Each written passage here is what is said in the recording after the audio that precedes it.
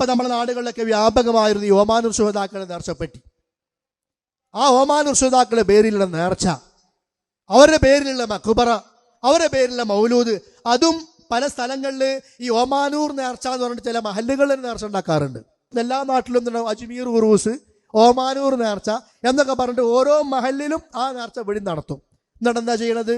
ചോറുണ്ടാക്കും, ആ മൗലൂദ് ഇവിടെ ഓതും. അത് ഓതാൻ കുറേ ആൾക്കാർ ഇരിക്കും. അയാ ശുഹദാ ഇന്നാ ഖദ് ഖസദ്നാ ഇലൈക്കും ലിൽ ഇഗാസത്തി സായിലീനാ അഗീഥൂനാ ഇദാ ഇസ്തബ്ദത് അലൈനാ ഖറായിബു ലൈസ ഫീനാ മൻ യഖീനാ.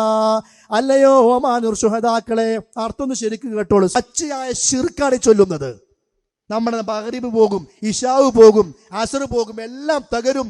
ചൊല്ലിയ സ്വലാത്തും ചൊല്ലിയ ദിക്റും എല്ലാം തകരും. ഇത് ഞാൻ പറഞ്ഞതല്ല, അല്ലാഹ് പറഞ്ഞതാ. ലൈൻ അശ്റകത ലയഹബതന്ന അമലുക വലതകൂനന്ന മിനൽ ഖാസിരീൻ. ശിർക്ക് ചെയ്താൽ നിന്റെ കർമ്മങ്ങളെല്ലാം പൊളിയും. എടോ, നീ കർമ്മം ചെയ്ത 10 ഇരട്ടി അല്ല 100 ഇരട്ടി അല്ല 700 ഇരട്ടി അല്ല ബിഗൈരി ഹിസാബ്, കണക്കില്ലാതെ പ്രതിഫലം തരാം ഞാൻ എന്ന് പറഞ്ഞ ദയാലുവായ റഊഫായ അല്ലാഹ്. ആ അല്ലാഹ് പറയാ, നീ എന്റെ കാര്യത്തിൽ ശിർക്ക് ചെയ്താൽ, എനിക്കുള്ളത് വേറുള്ളവർക്ക് കൊടുത്താൽ ലയഹബതന്ന അമലുക, നിന്റെ കർമ്മം പോകും.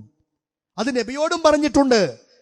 പ്രവാചകരെ, നിങ്ങളെങ്ങാനും ശിർക്ക് ചെയ്താൽ കർമ്മം തകർന്നു പോകും. സൂറത്തുൽ അൻആമിൽ 10-18 നബിമാരുടെ ചരിത്രം പറഞ്ഞ് പേര് പറഞ്ഞിട്ടല്ല പറയാം, അവരെങ്ങാനും ശിർക്ക് ചെയ്താൽ ലഹബിതു അൻഹും, അവരുടെ കർമ്മങ്ങളും തകർന്നു പോകും. അതാ ശിർക്കിന്റെ പ്രത്യേകത.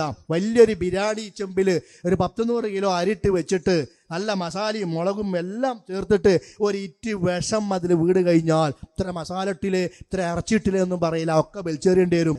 അവിടെ വീണത് വിഷ.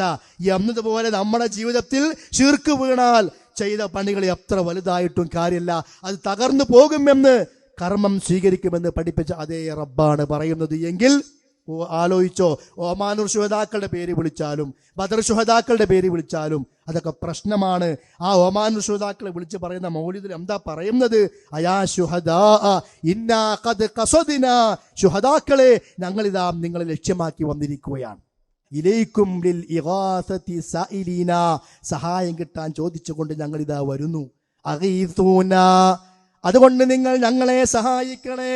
ഇദസ്തബ്ദത് അലൈനാ ഖറായിബു, ഞങ്ങൾക്ക് കുർബത്തുകൾ പ്രയാസങ്ങൾ ശക്തമായാൽ നിങ്ങൾ ഞങ്ങളെ സഹായിക്കണേ. ലൈസ ഫീനാ മൻ യഖീന, ഞങ്ങളെ സഹായിക്കാൻ വേറെ ആരുമില്ല. ഓലെന്നെ മരിച്ചത് ഇടങ്ങറായിട്ടാണ്. എന്നിട്ട് അവരെ പിന്നെ പ്രയാസത്തിൽ നിന്ന് രക്ഷപ്പെടുത്താൻ വേണ്ടി അവരെ വിളിക്കുക. സഹോദരന്മാരെ, അതുകൊണ്ട് അള്ളാഹിന്റെ ദീന് പഠിക്കേണ്ട പോലെ പഠിക്കുക.